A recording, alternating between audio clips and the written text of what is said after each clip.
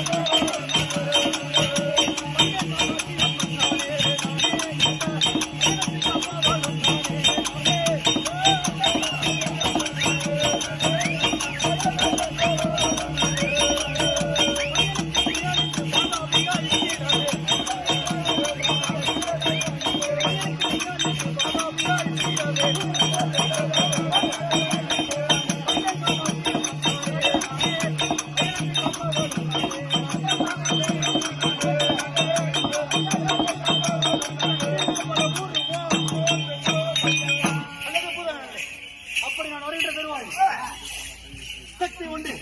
சமயம் 16 காமாட்சி அம்மனாகும், மதுரையிலே மீனாட்சி அம்மனாகும், மேல்மருவத்தூரிலே ஆதிவரா சக்தியாகும்,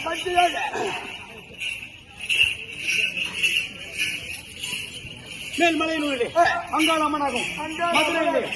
மீனாட்சி அம்மனாகும், காட்சியிலே விசாலாட்சி அம்மனாகும், திருவண்ணாமலையிலே உண்ணாமலை அம்மனாகும், முருகை அம்மனாகும், கருமாரியாகும், உருமாரியாகும், ரேணுகையாகும், முத்துமாரி அம்மனாகும்,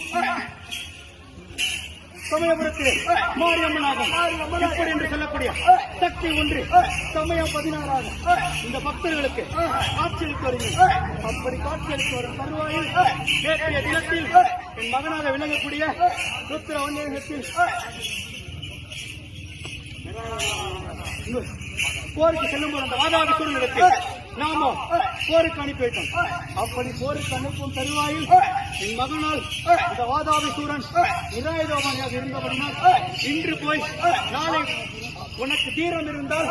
இன்று போய் நாளை சமர்புரியா வருவாயே என்று